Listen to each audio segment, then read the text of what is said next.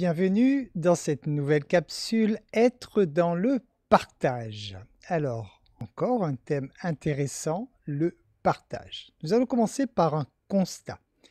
Vous savez très certainement que l'ère de l'ego a permis à l'homme en fait de découvrir qu'il existe à part entière.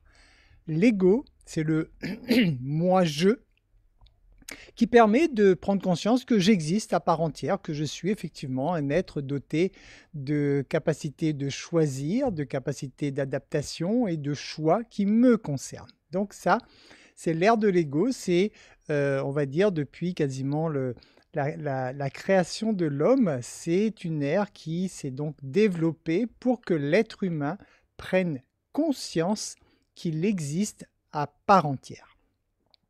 Cette ère s'est terminée en 2012. Alors, pourquoi 2012? En fait, 2012 a été la fin d'un cycle. La fin d'un cycle qui, en fait, est un cycle de 25 920 années, qui est tout simplement le temps que l'univers prend pour tourner sur, pardon, que le système solaire prend pour tourner sur lui-même. Donc à chaque fois que le système solaire fait un tour sur lui-même, ça prend 25 920 années. Et donc tous les 25 920 ans, on se retrouve face à une énergie différente au niveau de l'univers et cette énergie nous apporte en fait davantage d'évolution. C'est comme ceci que depuis toujours l'être humain a connu des phases d'évolution à chaque fois donc que le système solaire fait un tour sur lui-même. Ça permet à l'être humain d'avoir de nouvelles énergies plus élevées qui permet à l'humain donc de se développer. À ce moment-là, en fait, à chaque fois qu'on vient de passer une ère, donc un cycle, toute l'énergie étant différente, ça veut dire que tout ce qui a été construit sur la base de l'ancien système s'écroule. Et c'est ce à quoi nous assistons depuis 2012. Nous avons le système de l'ego qui s'écroule. Alors le système de l'ego s'écroule, ça fait quoi? Ça fait que ça oblige l'humain, vous savez que l'humain, s'il n'est pas obligé de faire des choses, souvent il ne le fait jamais, donc ça ne laisse pas le choix à l'humain que de s'adapter pour évoluer. Le système de l'ego, tout était construit sur le système de l'ego à une époque, les entreprises, donc toutes les sociétés, le système éducatif, le système financier naturellement, les gouvernements, etc. Donc à ce jour, nous assistons, l'ego, je vous le rappelle, l'ère de l'ego est représenté comme un triangle. L'ego, en fait, la personne qui est en haut du triangle écrase tout le monde, mais elle, son but, c'est de rester en haut. C'est le principe de l'ego. Donc ce système s'écroule depuis 2012. On voit je dirais, la base de cette pyramide qui s'est adaptée rapidement, entre autres les entreprises. Les entreprises ne sont plus, en tout cas une grande majorité d'entre elles, ne sont plus basées sur le principe de l'ego avec cette domination de l'homme par l'homme, mais au contraire, maintenant, c'est au niveau des entreprises, c'est des open space, c'est le grand chef, il n'est plus dans un bureau au-dessus de tout le monde, mais il est souvent au même niveau que tout le monde parce que l'être humain commence à comprendre en tout cas qu'il y a maintenant apprendre donc de chacun et souvent peut-être que la femme de ménage pourra juste donner une idée qui semblait toute bête, qui pourrait révolutionner complètement la façon de travailler de la société. Donc c'est en ça que nous sommes maintenant dans cette nouvelle ère. Donc depuis que ce système s'écroule, vous le savez, il reste la pointe de l'ego qui ne s'est pas encore écroulée, donc tous les systèmes sont en train de changer, et la pointe qui reste en haut, ce sont effectivement les gouvernements qui ont du mal à sortir de ce schéma de l'ego, et ce sont les gros chamboulements que nous vivons dans l'humanité en ce moment. Mais de toute façon, je dirais, tout système devra obligatoirement, pour survivre, lâcher ce système de l'ego pour entrer maintenant donc dans cette nouvelle ère. Donc, depuis qu'on est entré dans cette nouvelle ère, l'humanité, en fait, découvre maintenant l'existence du tout. Donc, pendant longtemps, l'humain s'est cru vraiment dissocié de tout le monde et être, pour ainsi dire, vraiment unique. Et aujourd'hui, on se rend compte, en fait, de l'existence du tout, c'est-à-dire que si on veut comparativement vérifier que dans le monde dans lequel nous vivons autour de nous, donc tous les jours, ce monde est constitué de dualité, de contraires, d'opposés, de séparation, donc vraiment le monde qui était construit sur la base de l'ego, et de plus en plus, l'humain comprend qu'en fait, non, tout est énergie, il est lui-même constitué d'énergie, et s'il est constitué d'énergie comme tout ce qui existe, en fait, nous faisons tous partie d'un même tout. Nous sommes un, en fait. Et c'est ce que nous sommes en train de découvrir. Naturellement, ça se fait petit à petit, même si les choses vont très vite, puisque depuis 2012, je dirais, à l'échelle de l'humanité, on va dire qu'on est au balbutiement de cette nouvelle découverte, comprendre qui on est vraiment. Et nous comprenons à ce titre que nous ne sommes pas dissociés. Une fois de plus, si vous vous basez sur la perception de vos sens, sur la perception de l'ego, vous pourriez dire que vous êtes dissocié de moi. Ok, très bien, nous sommes tous dissociés. Mais lorsque vous regardez dans l'infiniment petit, vous comprenez que vous êtes constitué d'énergie, les énergies qui circulent dans les atomes qu'il y a dans votre corps. Vous comprenez que autour de vous, il y a des atomes, entre autres d'oxygène, dans lequel il y a cette même énergie. Dans tous les meubles, etc., tout ce qu'il y a de solide autour de vous, il y a cette même énergie. Donc, de ce fait, nous, les humains et tout ce qui existe, en fait, font partie d'une grande énergie globale qui est donc l'énergie de vie qu'on appelle l'unicité. Donc, pour prendre conscience que nous sommes un, que nous sommes l'unicité, il faut permettre à l'énergie de circuler. Et ça s'appelle tout simplement le partage. Voilà, c'est-à-dire que si on veut sortir de cette croyance que nous sommes uniques, différents, dissociés de tout le reste, à cette conscience qu'en fait nous sommes cette énergie qu'il y a autour de nous, nous sommes le tout, nous sommes tous une partie du tout, à ce moment-là, il faut donc pour cela partager. Lorsqu'on partage, on envoie en quelque sorte l'énergie qu'il y a en nous, on se libère de cette énergie pour l'envoyer autour de nous. Le partage est donc quelque chose qui doit être mis en œuvre sans attente, sans rien attendre en retour. Partager, ce n'est pas donner main gauche pour attendre de recevoir main droite. Partager, c'est le concept, une fois de plus, c'est un autre mot qui travaille sur le concept de l'amour inconditionnel. Donner sans rien attendre en retour. Et vous voyez qu'à travers le partage, nous expérimentons encore une fois de plus cette merveilleuse énergie source, l'énergie qui nous constitue et qui constitue le tout ce qui existe autour de nous. Alors la définition du partage, c'est de transmettre ce que nous possédons à plusieurs personnes. Parce que généralement, quand c'est à une seule personne, c'est plus un don, on donne à quelqu'un.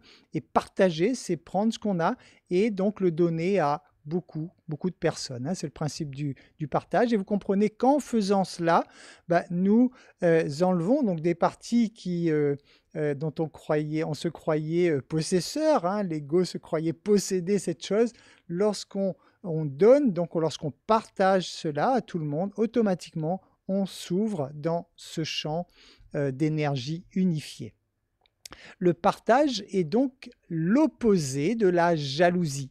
La jalousie, c'est ne pas vouloir partager ses affections. Par exemple, quelqu'un qui est jaloux, je rappelle que la jalousie n'a strictement rien à voir avec l'amour, c'est vraiment l'opposé de l'amour. C'est justement, quelqu'un qui est jaloux, c'est quelqu'un qui est sous l'emprise de son ego et qui veut garder son affection et qui ne veut pas que son affection soit partagée, entre autres. Donc, c'est tout à fait l'opposé. Donc, la jalousie est l'opposé du partage. Internet est un outil moderne qui a beaucoup facilité le partage, puisque vous voyez aujourd'hui les milliards d'informations qui sont partagées sur internet, des informations qui d'ailleurs étaient à une époque pour une grande majorité d'entre elles soit inaccessibles, soit payantes, donc elles le sont maintenant souvent de façon gratuite sur internet. Et il est vrai que, n'ayant pas de hasard, internet est apparu à un moment où l'humanité avait besoin effectivement de ce désir de partager. Alors pourquoi partager? Tout simplement pour déjà commencer à nous permettre de comprendre en fait qui on est. Si on reste enfermé dans notre conception de l'ego, on va toujours se croire dissocié et on ne va jamais comprendre qu'on est en fait cette énergie qui compose le tout. Donc plus vous apprenez à partager et plus vous apprenez en fait à sortir de votre ego, plus vous vous libérez et plus vous prenez conscience de qui vous êtes réellement. Pourquoi partager également? Parce que l'énergie existe uniquement parce qu'il y a mouvement, circulation. C'est-à-dire que c'est comme le sang qui circule dans vos veines. Le jour où un endroit de votre corps n'est plus alimenté en sang, qu'est-ce qui se passe? Vous avez une gangrène parce que l'énergie ne circulant plus, une partie de votre corps meurt. Donc pour éviter la gangrène du monde, il est important qu'il y ait des échanges, hein, de même qu'on fait les échanges au niveau financier, les échanges d'amour, de partage, donc d'émotions, de sentiments, etc. Tout cet échange, en fait, est nécessaire pour la circulation de l'énergie. Pourquoi donner également? Pourquoi partager? Parce que lorsque nous donnons, nous recevons à notre tour. Vous le savez, c'est le principe donc de semer et de récolter. Donc plus vous allez partager et plus en retour vous allez recevoir. En aidant les autres, en fait, c'est-à-dire lorsque vous partagez, vous aidez les autres et en aidant les autres, vous contribuez en fait à votre propre évolution puisque les autres, c'est l'énergie qui vous constitue, c'est la même énergie. Donc les autres, c'est une facette de vous en fait. Et lorsque vous partagez, inconsciemment, vous êtes en train d'alimenter, de donner du bon à des facettes de vous-même. Et donc vous contribuez à votre propre évolution. Le partage est également l'opposé de la résistance. Une résistance, c'est quelque chose qu'on veut garder, on résiste, on ne veut pas. Et le partage, c'est au contraire se libérer. Donc ça rejoint le lâcher-prise, ce qui rejoint une façon supplémentaire de se sentir bien. Comme vous savez que le but de chaque être humain, c'est de se sentir bien, on peut dire qu'à travers le partage, les êtres humains pourraient se sentir mieux instantanément juste en mettant en œuvre le partage. Le partage sert également à faire renaître des valeurs humaines. Plus il y a de partage et plus il y a cette sensation d'énergie d'amour, en tout cas, qui prend le dessus et les gens prennent conscience donc, de ce qui est important, de ce qui est humain, de ce qui est vrai à travers le partage. Je vous l'ai dit, ça sert également avant tout à sortir de l'ego. Plus vous allez partager et plus vous allez vous-même vous libérer de votre ego, plus vous allez prendre conscience que vous ne manquez de rien en fait, puisque vous êtes le tout. Et à ce moment-là, lorsque vous n'avez plus cette sensation de manque, il vous est facile de créer ce que vous désirez dans votre vie parce que tout est déjà là, à votre portée. Vous avez juste à le prendre en quelque sorte. Pourquoi partager également? Pour être un exemple et pour encourager les autres à en faire autant. Vous savez que c'est à travers l'observation surtout que l'être humain évolue. On le voit essentiellement à travers les enfants. Les enfants évoluent à travers ce qu'ils vont observer, mais c'est pareil, une fois adultes, nous aussi, nous évoluons par rapport à ce que nous observons, puisque ce que nous observons vont être pour nous des preuves sur lesquelles nous allons bâtir des croyances, et ces croyances vont nous permettre donc d'évoluer. Donc, lorsque vous apprendrez à partager encore davantage, vous serez un exemple pour les autres qui auront envie d'en faire autant et en fait, donc inconsciemment, juste à travers le partage, c'est une façon que l'humanité pourra, avoir entre ses mains pour tout simplement se développer, pour sortir de cet ego, pour comprendre en fait qu'il fait partie du tout. Ça permet également d'améliorer sa relation avec les autres, donc plus vous allez partager, plus vous allez avoir des relations sympathiques avec les autres et de ce fait donc de vivre dans une meilleure harmonie. Le partage sert également à réduire les inégalités, hein, puisque lorsqu'il y a partage, naturellement, il y a moins de contraste, moins d'inégalités et donc c'est pareil, ça ramène vraiment l'être humain à sa valeur initiale, j'ai envie de dire, hein, donc c'est-à-dire à sa valeur, à cette énergie d'amour inconditionnel, à cette énergie de vie tout simplement. Le partage sert également à se connecter aux autres et puisque se connecter aux autres, en fait, est un élément clé du bonheur. La connexion aux autres, vous le savez, les relations humaines, tout ce partage humain sert justement à amener davantage de bonheur dans la vie de chaque être humain.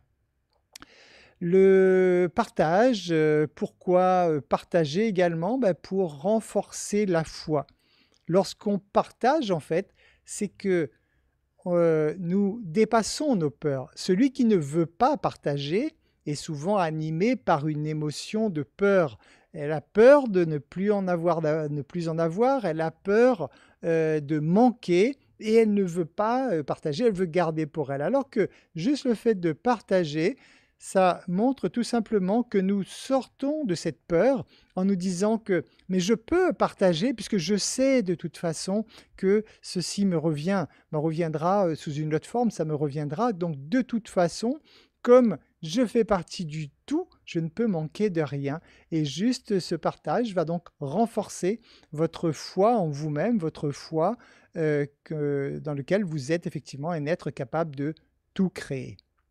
Alors maintenant, comment faire pour partager? Bon, bah, là, je pense que vous le savez déjà, hein, donc juste quelques points comme ça. Tout d'abord, il faut en prendre conscience. C'est ce que nous faisons à travers cette capsule, prendre conscience de l'intérêt de partager, puisque avant tout, le partage, c'est bénéfique pour nous-mêmes, avant tout. Il faut pour le faire avec son cœur, bien sûr, ne pas partager dans l'espoir de recevoir, puisque là, à ce moment-là, vous serez attaché à un, à un objectif, vous serez attaché au retour, donc, et votre énergie ne sera pas correcte. Donc, vraiment le faire avec son cœur en disant: «Ça me fait plaisir de partager, je partage sans aucune arrière-pensée, je cherche même pas à savoir ce que je vais avoir en retour, c'est juste le plaisir de partager qui déjà vous rend heureux dans le moment présent». Commencez déjà si vous n'avez pas beaucoup de biens matériels à partager, vous pourriez déjà commencer par partager vos idées en fait, hein, donc c'est déjà, un partage. Partagez vos émotions, partagez vos sentiments, déjà donc toutes ces choses qui sont, bien plus importantes encore, j'ai envie de dire, que le matériel puisque là on est directement dans l'énergie pure. Donc le partage part déjà effectivement du partage de soi en quelque sorte, hein, partager ses connaissances, partager, les choses pour lesquelles nous sommes, meilleurs que les autres entre guillemets, puisque chacun de nous avons, des capacités, un champ d'expertise je dirais, hein, dans tel ou tel domaine et ce partage permet vraiment à tout le monde de se sentir bien. Et comment le faire? Ben, on pourrait le faire, par exemple, une idée comme une autre, hein, pourquoi pas, de s'imposer un partage, par jour, hein, de mettre dans les tâches quotidiennes: «Allez, aujourd'hui, je partage quelque chose, je ne sais pas quoi, mais j'ai envie de partager quelque chose» et juste de, s'imposer ça, toujours sans attente, on est d'accord, hein? Le partage qui est vraiment, l'offrande en quelque sorte, hein. J'offre sans rien attendre en retour, donc ce partage juste de le faire, ben voilà, peut-être, d'en faire un petit peu chaque jour, vous permettrait de sortir davantage de cet ego qui nous emprisonne et d'aller donc davantage sur la découverte de qui on est et de prendre conscience chaque jour que nous sommes cette merveilleuse énergie de vie et que nous sommes le tout. Voilà, j'en ai terminé sur cette capsule. Je vous remercie de votre attention et je vous dis à très bientôt dans une nouvelle capsule.